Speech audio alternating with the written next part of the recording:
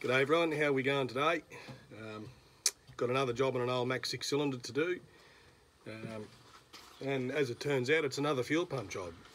Now I know there's been a couple of videos so far on similar type jobs, but just so happens that there's another one to do, and yeah, sometimes things just go in waves. I might not see another fuel pump job for 6 or 12 months, so but this one here, my brother bought this truck just recently. Hadn't been going for a long time. I wanted to do a video when we first got the thing fired up, when we picked it up. So last week we travelled 4 hours away to pick it up, and the rack was stuck in the fuel pump, well and truly. And yeah, so we just set about freeing that up, and lubricating the start valve, doing all the things that I've done in prior videos, but in a different location. But we were just under a bit of pressure. The weather was against us, and we're in other people in someone else's yard where we picked the truck. So things just weren't on our side to do it that way. We were more focused on just getting the truck out of there, which was the most important thing at the time. Anyway, so since we've had it home, the rack was a little bit sticky again. So yesterday when we tried to start it, we had to take the governor housing off the pump to just to make sure that it wasn't gonna, or to make sure it was gonna start, then to make sure it wasn't gonna do anything silly. Anyway, got it idling okay, and we just took it for a little run down the road, and it's very, very hard to control on the throttle. Extremely hard. It wouldn't idle properly. The thing would surge and carry on, and yeah, so tried a couple of different things. It's all right if you just floor it, put your foot down and get stuck into it, but almost impossible to smoothly go through the gears.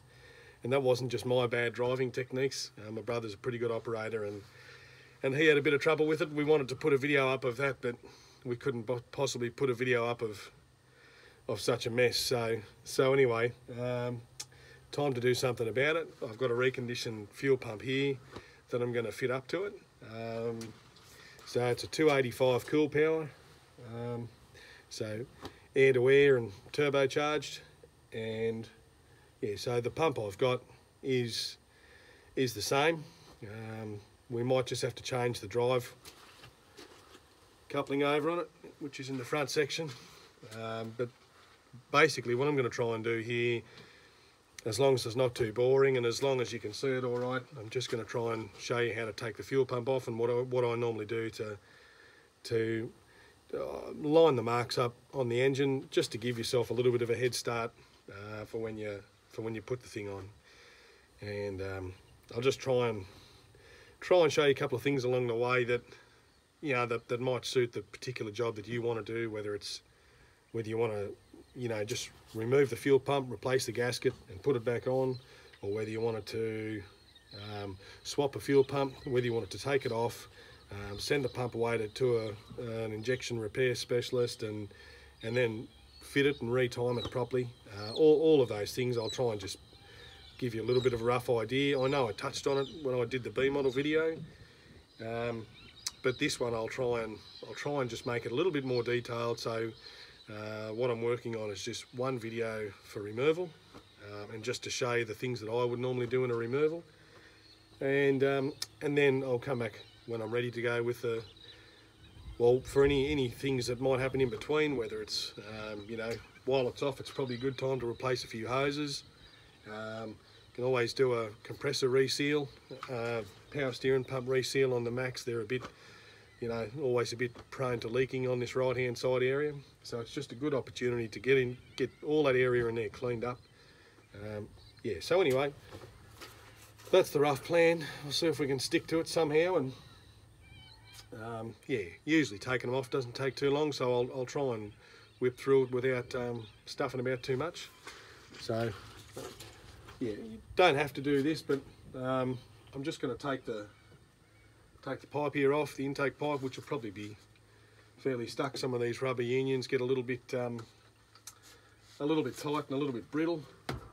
So anyway, I'll try and get that off, and then I'll just let you see the top of it, the lids, because I want I want to just take the rocker cover off, number 6, just so we can see it rocking, so we can get number 1 on top dead, and then I'll just be working off the marks on the harmonic balancer. So anyway, just bear with me and we'll see how it goes. A little bit of a different video today. We're not starting or anything, so but we are doing another fuel pump, so can't seem to get away from it at the moment.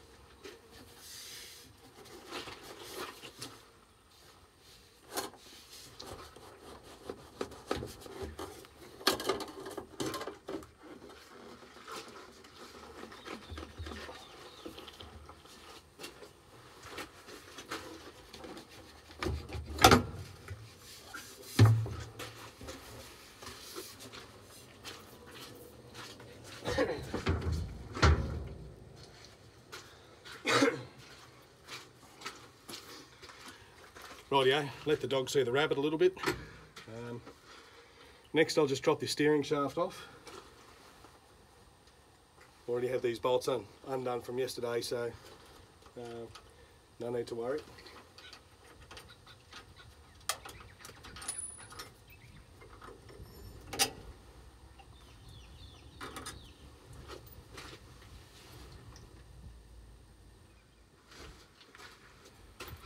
Always good when you drop a bolt or two.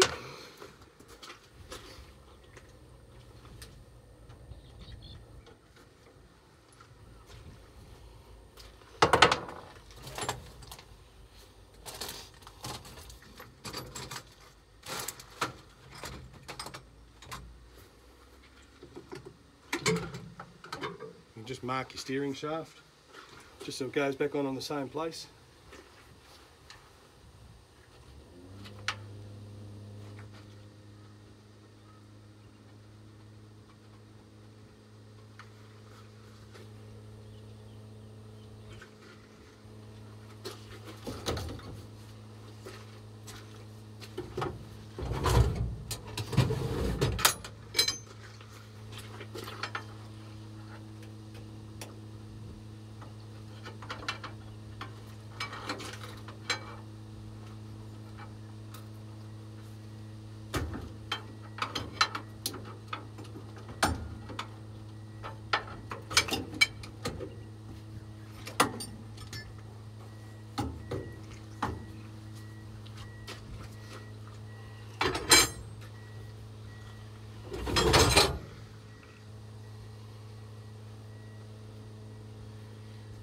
Yeah, as you can see, there's still a fair bit of gear up on top of the motor.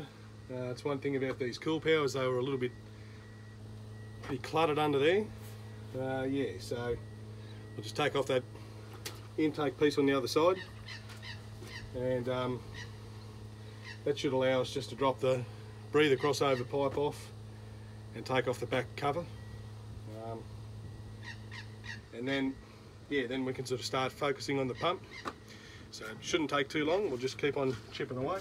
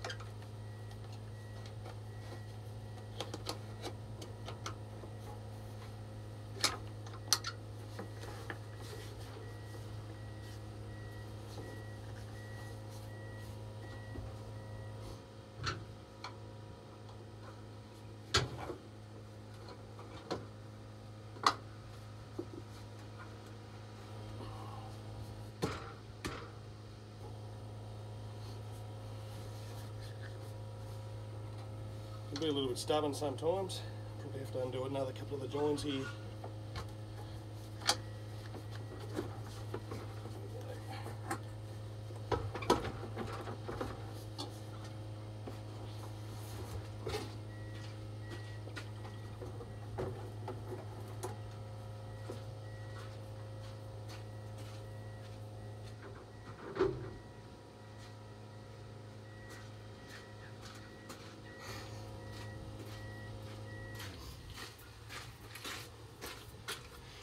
Rightio, so you can just see top of that tip turbine fan there. So the way it works, your engine air gets drawn in from this air cleaner, comes to your turbo, and it's shot up that pipe there with charged air, and it goes across to a heat exchanger on the other side of the engine. Coolpower box or whatever you want to call it, but on the way is a boost driven fan, and what this fan does, it draws air in through that other piece that I just took off. So it draws air in from that other air cleaner in through the tip turbine, and it goes into a separate set of fins in that heat exchanger on the other side and blows back out to atmosphere on the other side of the Coolpower box. So you've got air that's going into the engine, it's being heated up in the turbo, but then being cooled through that heat exchanger on the other side via the air getting pushed through it with the tip turbine fan. So while it was a good setup and it was more effective than just turbocharging, it was still pretty complicated and probably made a fairly difficult job of it. Now the later trucks, which did away with all of this overhead, bolt-on stuff, and they put a single intercooler at the front of the radiator. Far simpler. Using the engine fan as well as outside air while you're driving along. You're not losing any boost through this Coolpower and tip turbine fan. Yeah, so they were a lot better. But this is the first step towards it. So Mack were one of the early ones to experiment with air-to-air cooling. Cummins and Caterpillar used air-to-water heat exchangers in a lot of their 14-litre stuff. Yeah, so it was just a time where they were experimenting, I suppose. But yeah, generally speaking, a fairly complicated system. But anyway, we didn't invent it, we're just working on it.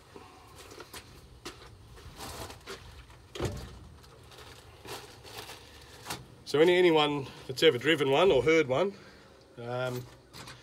you'll hear a two separate whistles on them. They've got the turbo whistle, and which is just like you'd hear on a 237 or something like that, or a C motor.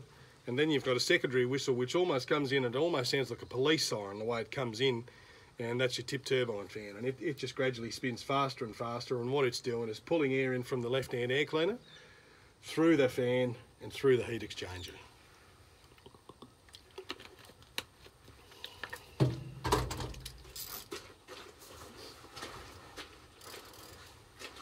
So on these, on the breather crossover tube, 1/2 inch spanner for the top of them.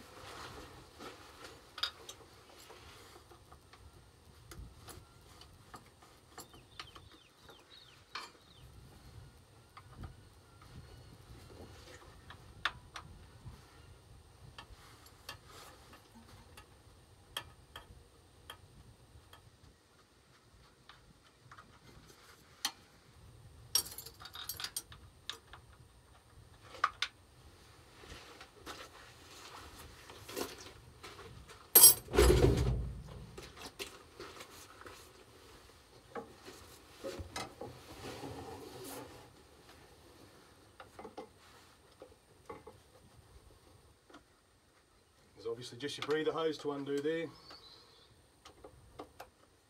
You can take it right off if you like, but normally you can leave the thing just sitting up there.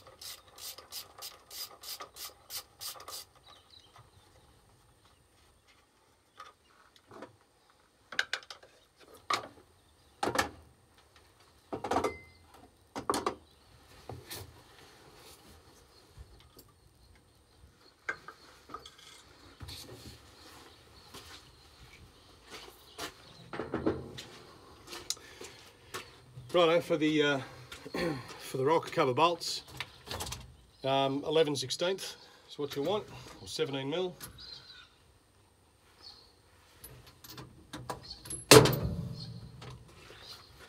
We'll just pop that back lid off and then just spin the motor over, get a little bit of an idea of where it's up to, and yeah, that'll be easy to go from there.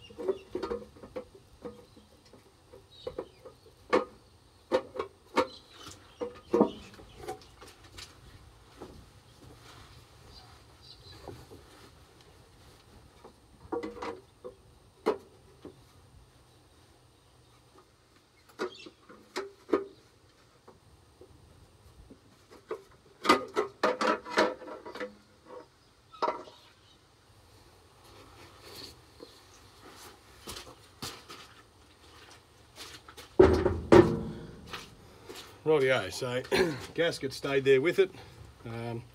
So when I put the thing back together, I might just do a short section on how I seal those rocket cover gaskets up, because they are a bit of a bugger to seal. I'm not saying what I do is the right way, but it's worked for me for a little while. It took me a few goes to get it right. Yeah. So anyway, what we're gonna look at now, we want number 6 valves to be rocking, and that'll make sure number 1's on top dead center, and that's where we'll time the pump to. We time it a little bit forward of center or before center, but if we get it to that spot, at least we know we're in the right area, because obviously the mark on the front of the engine, you can have it in the same place, but your engine can be 180 degrees out. So we just want to make sure that we've got that side of it right. It'll just save us doing it later. And obviously for what we're going to do, we're not going to be trying to run the engine or move the engine for any other purpose. So once it's in the position that we get it into, we'll just leave it that way until we're ready to fit the pump and spill time it. Again, that was briefly covered in the B model video. We'll probably do it a little bit more in depth this time around. So what we'll do now is just try and spin it over. Generally speaking, it'll probably make a liar out of me, but generally speaking, you just spin these things over by hand, hold the belts and turn them. What we're going to be looking for is your 2 valves just to be on the move together. So your intake and exhaust on number 6, because it's your opposing cylinder to number 1. You just want it so one's going down and one's going up, just so they on the point of where they both move. When you get it to that point, you know you're on number 1 top dead, and then what we'll do from there is just work backwards ever so slightly. So we'll bring it back to the mark on the harmonic balancer, and we'll run with that.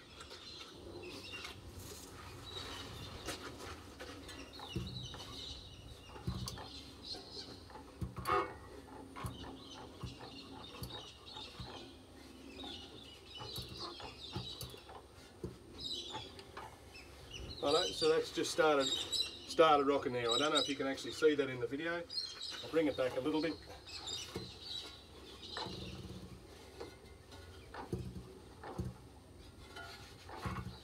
So I'm just going to push that clockwise from the front of the engine and just watching number 6, and we've got the exhaust valve coming back up, and right there the intake starts to go down. So that's what they call that when it's rocking, when that one's rocking or on the rock. When that's like that, number 1 will be loose. So alternatively, even if you're not stuffing around with the fuel pump and you just want to set your valve clearances, you can do it that way. If you can't, some of the older ones had marks on the flywheel before they started putting the timing pointer on the harmonic balancer. So you can, but you can just do them this way. They're pretty basic, these ones, just an old 2 valve. So you can just set these on the rock. But what you'll find with this one is the marks will be right for number 1 and 6 at the moment. Then I'll turn that clockwise again, and the next 1, 5, 3, 6, 2, 4 is the firing order. So yeah, I'll be looking for number 5 next, which will have number 2 on the rock, and so on and so forth. And you just do, basically you just do 2 rotations of the engine and you'll be able to set all your valves. But anyway, that's for another episode too. So we might just sit that lid back on just in case we get any shitty weather or anything like that.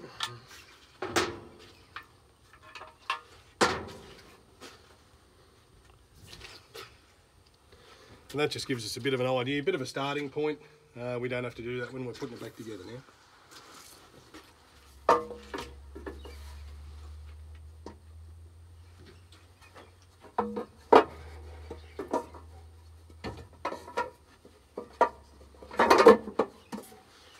Back on a bit easier than what had come off with the juggling act. Alrighty, so what I'll do now is just start undoing some fuel lines and see if we can make a little bit of a mess here. I'm almost thinking we might have to remove this shocky bracket and steering frame there,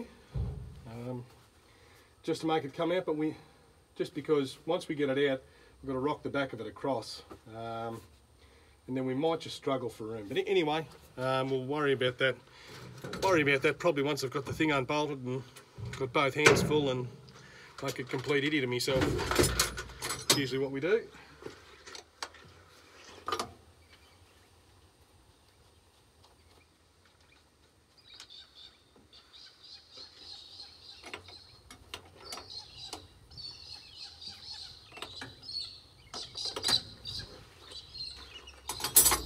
Just while we're going on the pump, just quickly, again, I'll probably show you this on the way back together as well, but that's your fuel into the pump. So on this one, it's got 2 filters on it down here, whereas the B model just had the 1 filter on it. So fuel from the tank will go into the first filter and into the front of the lift pump. It'll come out of the lift pump, back to the second filter, and back up here. Right, this is your return side, which has got your check valve or regulator valve. That's your return from your injectors. That goes back to the top of the filter housing on this style of filter housing, and that's your return to your tank. Yeah, so fairly simple. Fuel in and out, and just a couple of other little things along the way. So there's really, the way this is at the moment, there's really only one way it can all go back together. If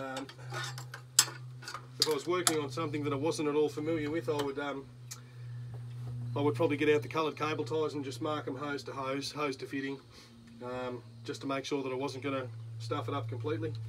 But like I say, they're pretty easy to trace, and particularly with your filters down there. If you do run into trouble, they've usually got an arrow or an in and an out on each filter, and you can work it out yourself. You can go from your tank to your filter, to your lift pump, back to your secondary filter, then back to your fuel pump. So it's not rocket science. Yeah, it's just a really basic fuel path.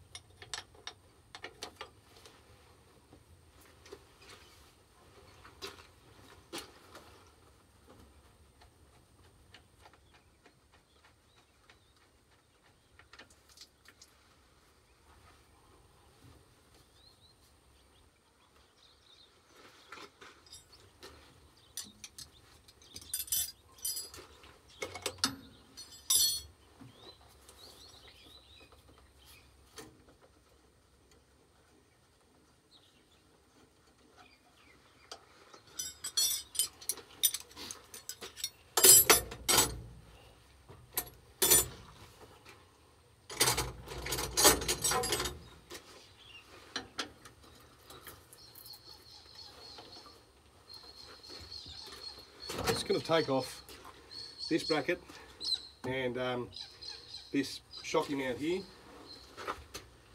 We might hopefully get enough room just to swing that thing back out of the way, just to give us a bit of room. I mean, some of these jobs can look a bit awkward some of the time, so the more room you can give yourself, the easier it becomes and the less daunting the job is.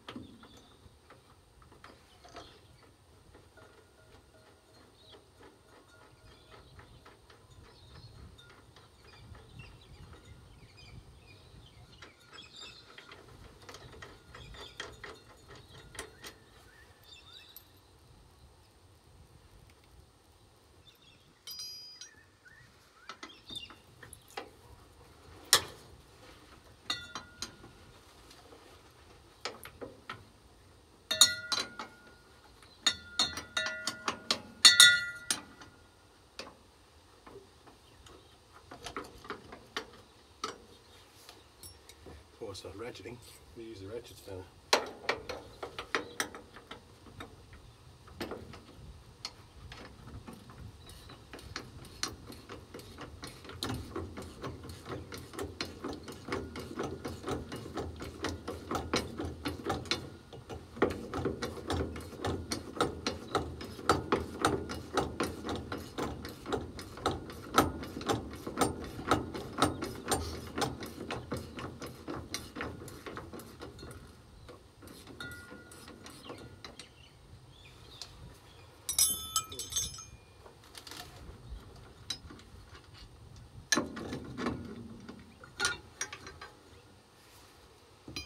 Well, that's worked all right.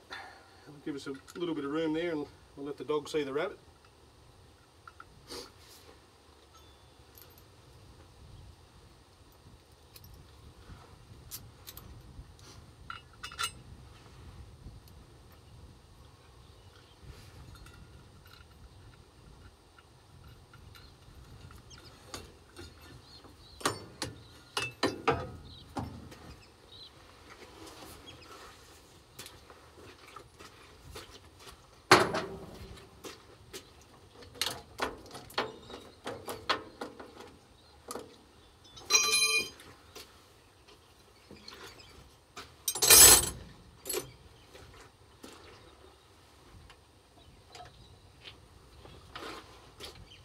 So just going to want to remove that loom and just put it down beside the chassis so we've got an uncluttered view.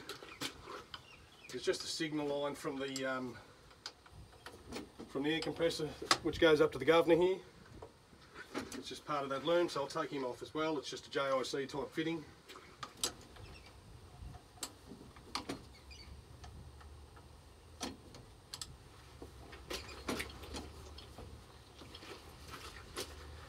The easiest bloke to get to, but should be right.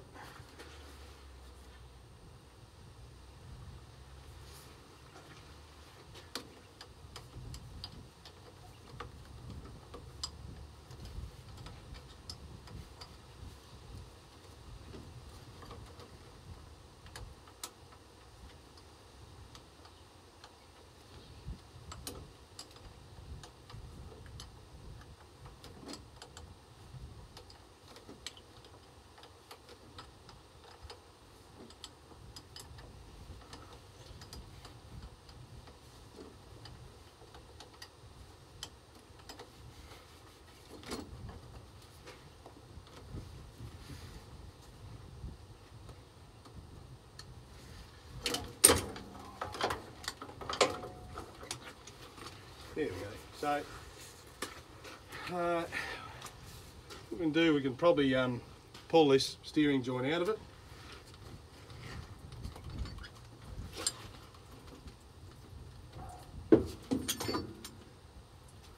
And yeah, that'll just give us unimpeded access to the fuel pump there. So that'll make it really easy to get in and out theoretically. And you know, then they're not too bad to handle, but when you're trying to get the thing back on, you get a nice clean gasket in there. You want everything going your way because they are heavy enough. So this thing here, it's a bit of a contraption that they put on to give the air compressor a separate feed.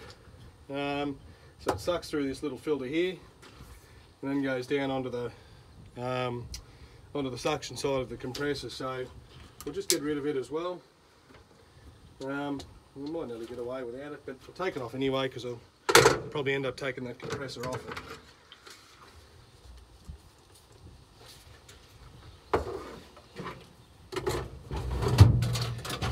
Like I say, it's just sometimes what I've found is when you're trying to do a job, you try and you look at the job and you think to yourself, there's way too much stuff to pull off. I'll try and get the fuel pump out through all that stuff. You end up, you know, getting the shits with it, and and you know, not being able to line things up, and something will foul, and then you cut yourself or bruise yourself, and you just get the shits with it. So sometimes, even though in your mind you think it's going to take a heap longer to take all this other stuff off, by the time you're done, you've got a clear view at it, and you know, you can just get on with the job, and it just makes life a whole lot easier.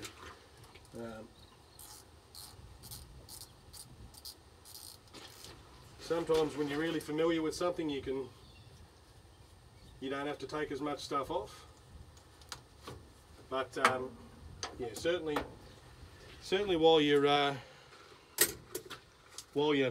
just learning with something, or you've got to get in and give it a wash or do whatever, take as much stuff off as you can. I mean, it just, yeah, if you let a little bit of light in on the situation, yeah, it can just make your job a whole lot easier.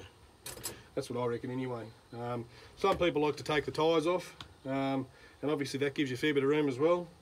Put it on a block or a stand or something. But I don't mind having the tyre there, because once I've got the pump out, I can rest it on it and get another grab and put it over on the bench. So.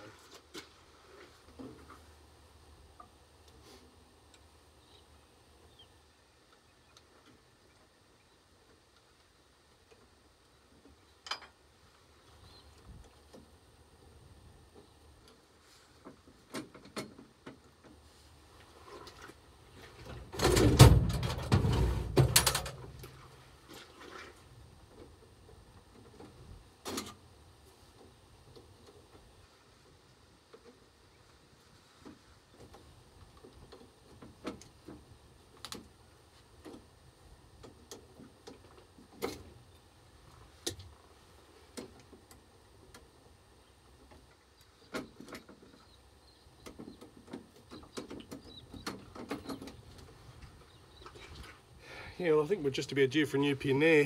Don't know if you can see that. But yeah, she's pretty ordinary.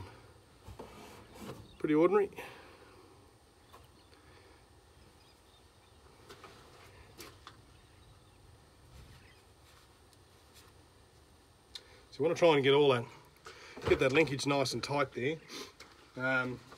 Get a nice return spring on it that's not too heavy. The pump we're putting on it, it's really nice and tight in the governor housing. The injection pump repairer tidied that side of it up. Yeah, so we'll make sure that the accelerator linkage from the pedal just here to your pump is nice and tight. We should eliminate a lot of that slopping and jerking and carrying around.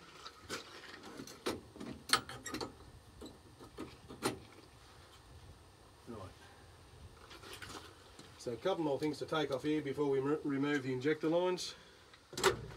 Got an oil feed here.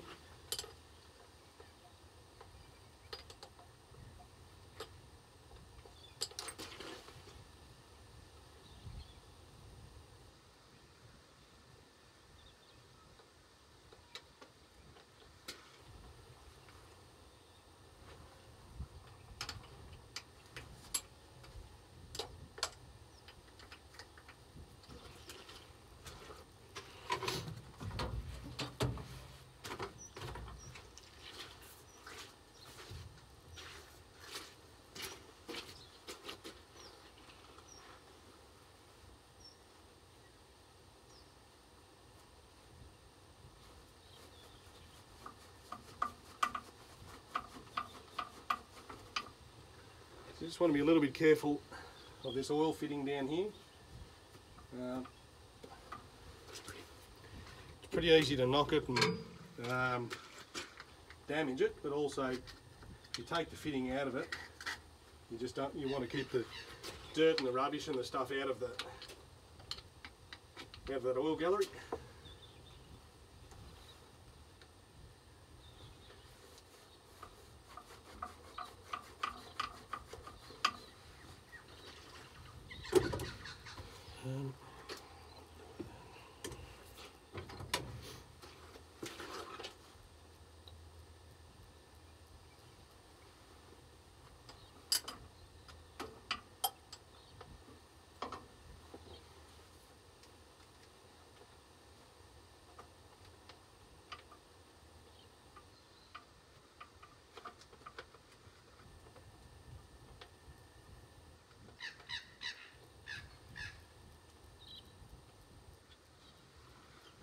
Oh yeah, fairly hard, the old hose.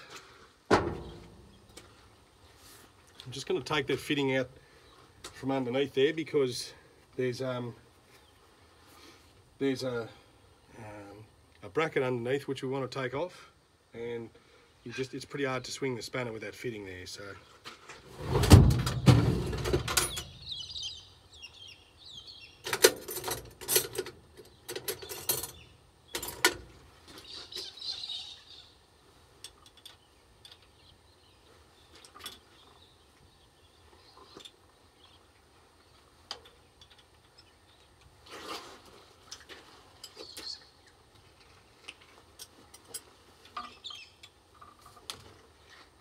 jeez, it's bloody tight.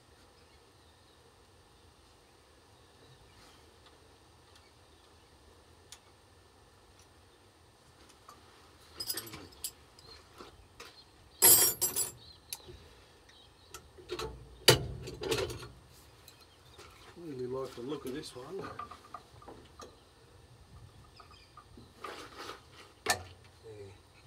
thing just broke off, or a prick of a thing. Well, fitting we'll have to dig out. A bit of an unusual fitting on that one.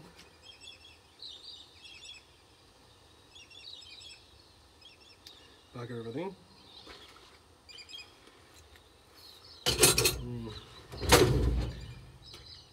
It's all part of the fun.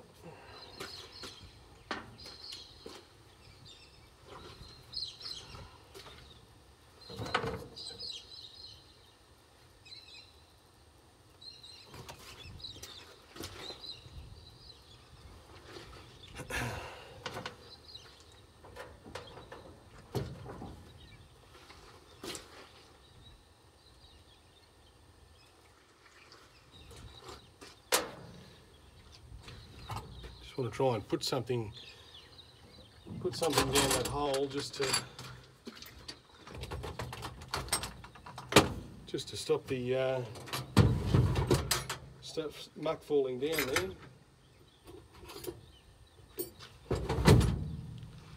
Even just a dab of grease or something.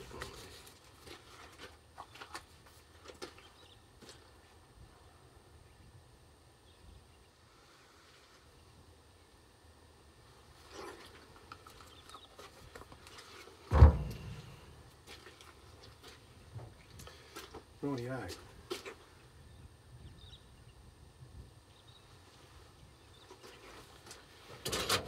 Take this oil filler off next, which is a bit of a bugger to get to.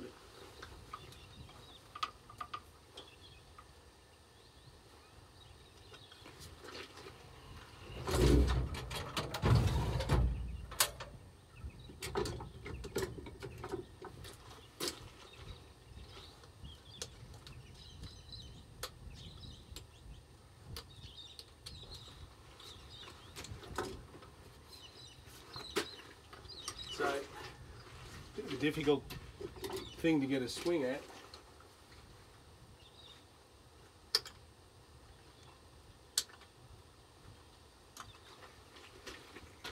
I'll try and get this 1/2 inch spanner in there.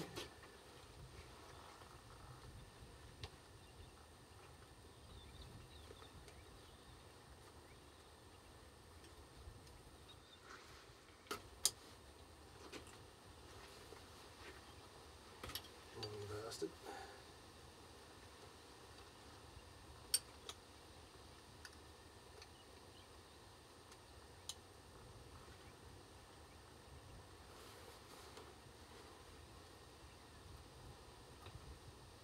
Jeez, it's bloody tight. Must have been put in by the same bloke who put that fitting in.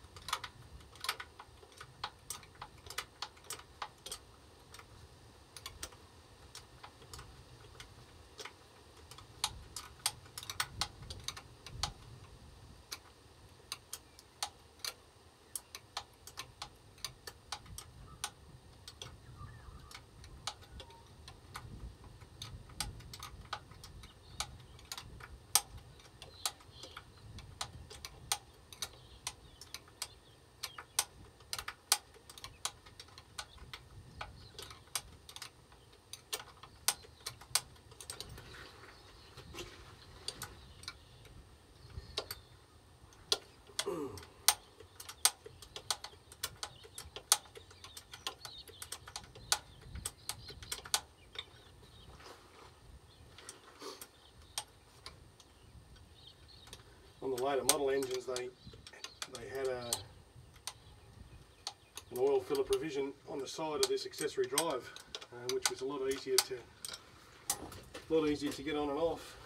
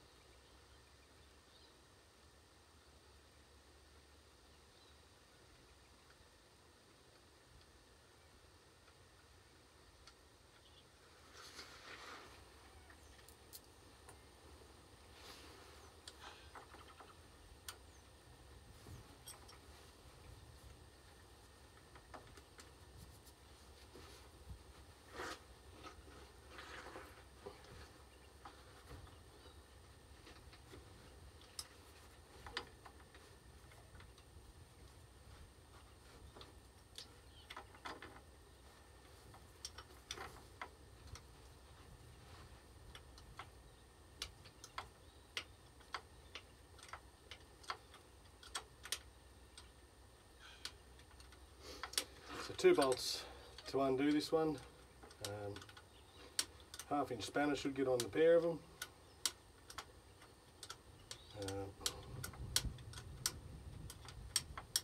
Not the easiest to get to, but not too bad.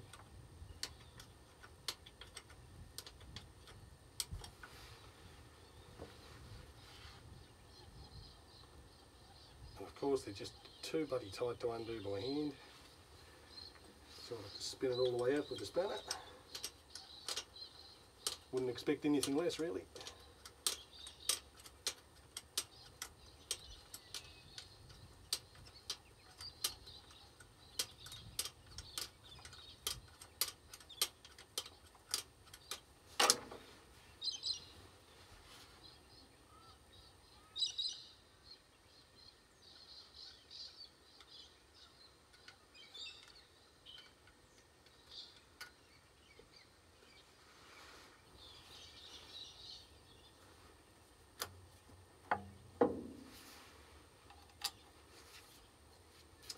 That's what your oil filler looks like.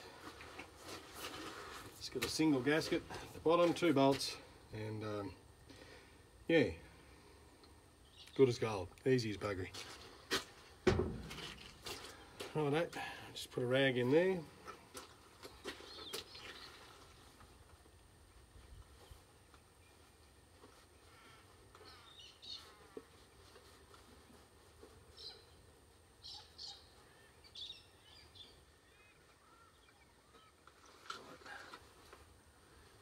So now we've got a C-shaped bracket, sort of shaped a bit like that, which goes under the back of the pump. There's a couple of ways you can undo them.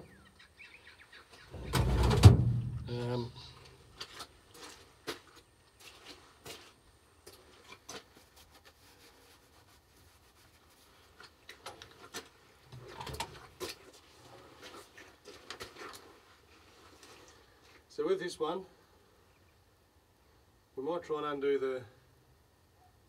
the bracket at the back of it, which is a single bolt.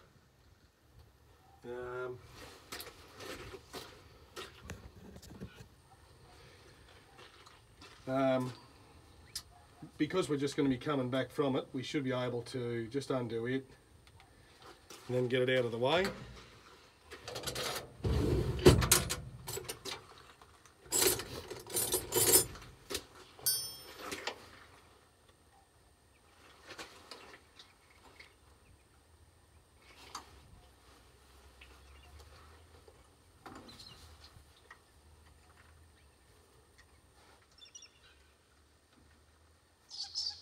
Loose anyway by the feel of it.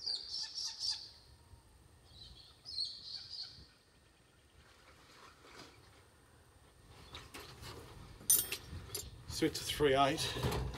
So I'm just going to see if I can put a socket on it and spin it out.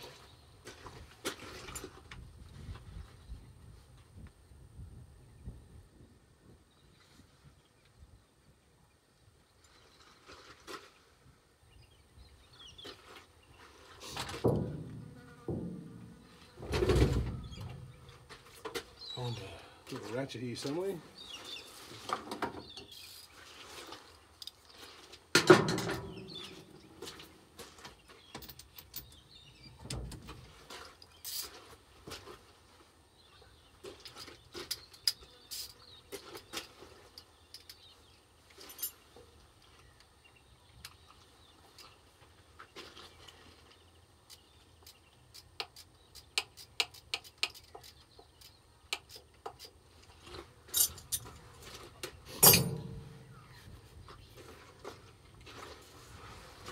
So once it's apart, you clean all this up here, and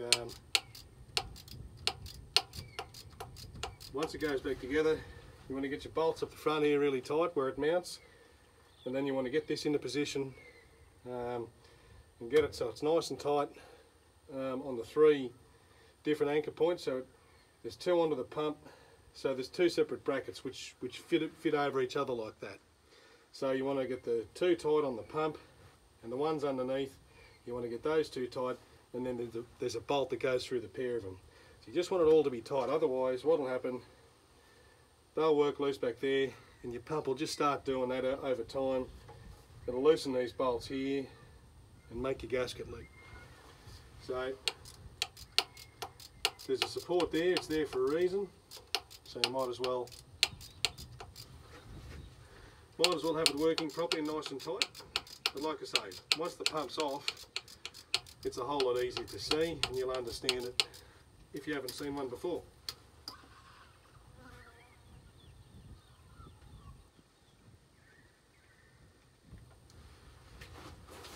Right, so at the moment, I've just taken off that bolt there, 3/8, 12 point.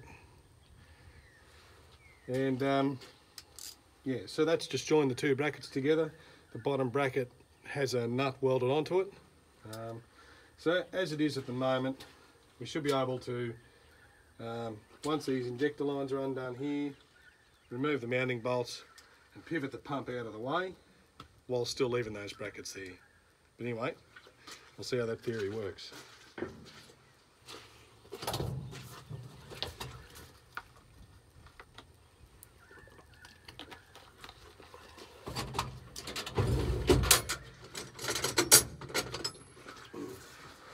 So I did loosen these off last night, I think.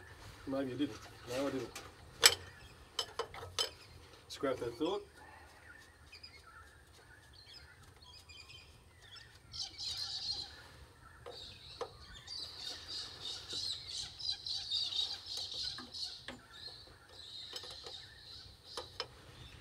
Maybe I only undid the steering last night thinking about it now, so undo all 6 of these injector lines.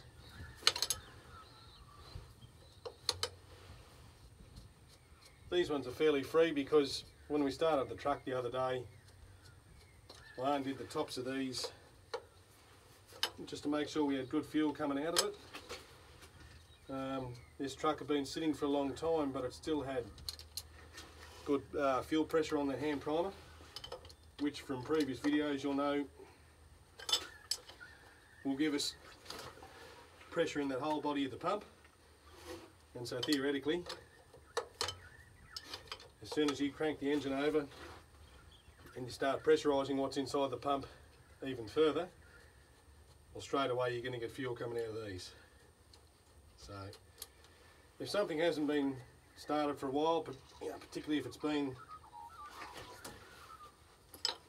you know, perhaps next to a, you know, in a climate next to the sea, or a really wet climate or something like that, you know, where there's a bit of corrosion around, these lines can get a bit sticky.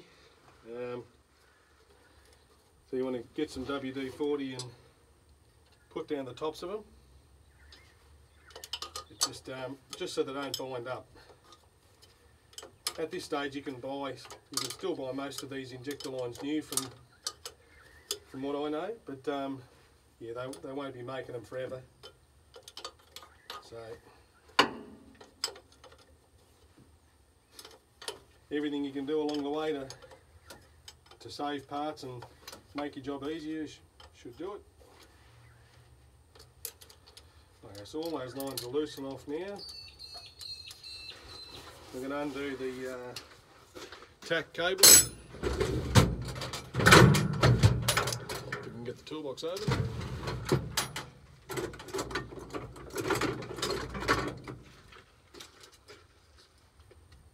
Just a pair of multi grips should undo it.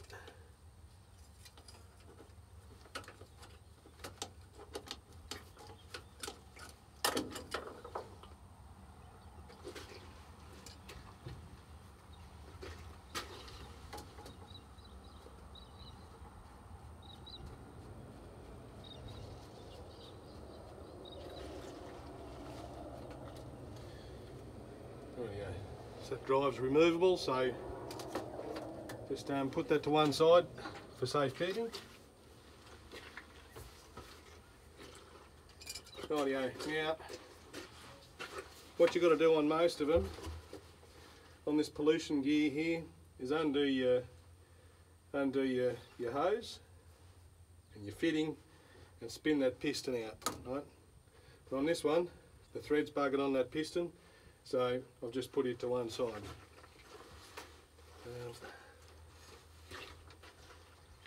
So now, in theory, we should be able to undo the injector pump mounting bolts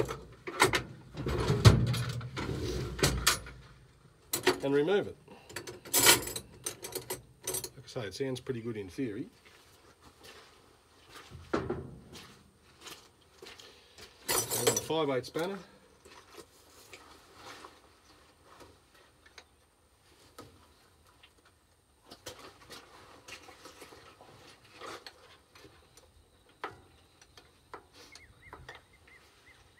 Always start with your hardest bolts first. This one was the hardest.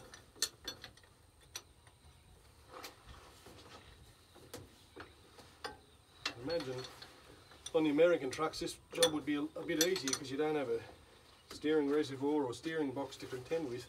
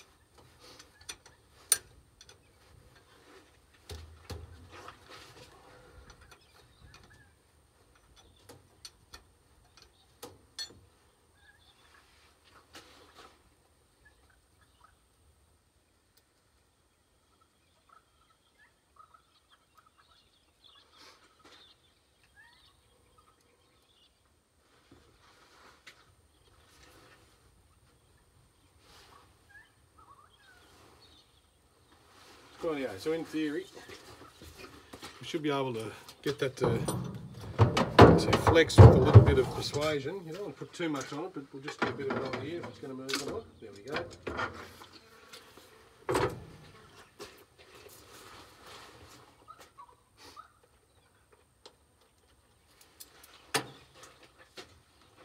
Rightio, so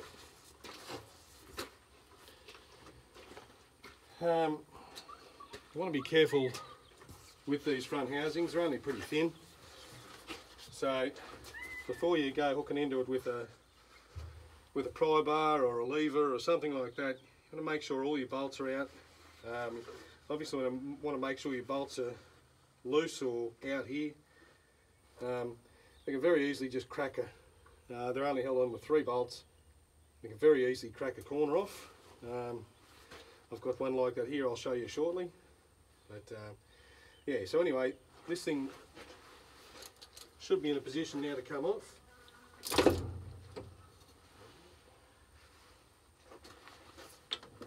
Now all we've got to do is just jam a couple of fingers.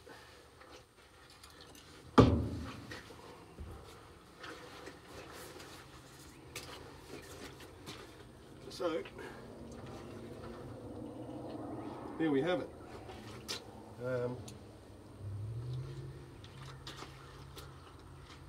Like I say, not too bad of a job. once you've got a little bit of stuff out of the way, they will leak oil out the front of them here, and make a fair sort of a mess. So that's just one thing to keep in mind as you're getting it off, because usually you might be lifting it and have it sitting on your waist or something, and then you walk away thinking that you own a GM because you got that much oil all over you. So, but that'll do for now.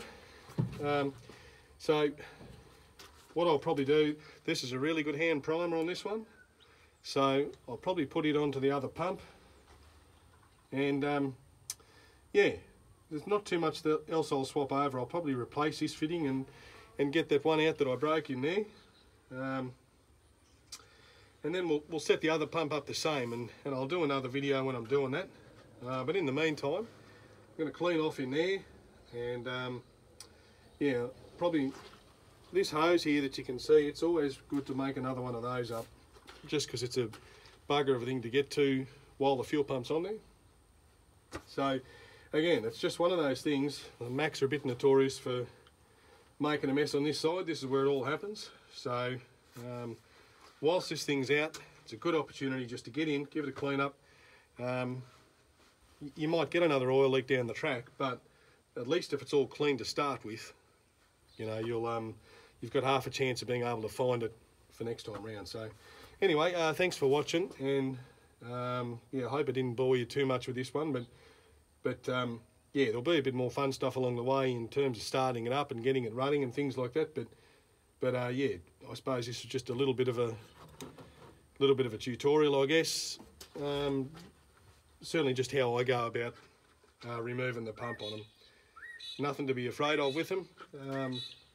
Yeah, you just set your timing roughly to where it needs to be, and then we'll do that properly once we're putting the other fuel pump back on. But yeah, there's nothing really to be afraid of. There's fuel in and fuel out, and two of each of those, and your top lines. Normally what we didn't have on this one was a stopper cable hooked up, so that'll be hooked onto there normally, and usually there's another little clamp there with a bracket, and your cable goes onto that. So this thing's going to get a new stopper cable, so I will show you that when it's going back together. But yeah, for now, that'll do. Thanks for watching. Please like and subscribe to the channel, like the video if you do like it, and yeah, be interesting to get some feedback on this one, just because it has gone for a bit longer, and yeah, it's just pretty much in real time of how I'd remove an injector pump. The only things I did yesterday, I loosened off the steering, and well, actually that was probably about it. So from start to finish, it hasn't taken all that long. Obviously there's different trucks pose a challenge. When you've got an F model cab over, you know, the cab comes up to about this height, so you're trying to get in there underneath it, and you've got a gear shift tower here for the Australian trucks, which is an extra challenge. But yeah, it's the same thing. Sometimes you've got an air conditioner compressor sitting up above there, or on some of the early ones you might have a belt driven power steering pump. So there's all different challenges. A lot of the time it's just about removing some stuff out of your way just to make it all clear, and yeah, while sometimes that's daunting in itself, sometimes it can shed so much light on your project, it just makes it all worth it and all a lot easier. So anyway, I'll stop rambling on now. Thanks for watching, and yeah, we'll be back again with another video on how to clean it up and put it back together. Thanks again.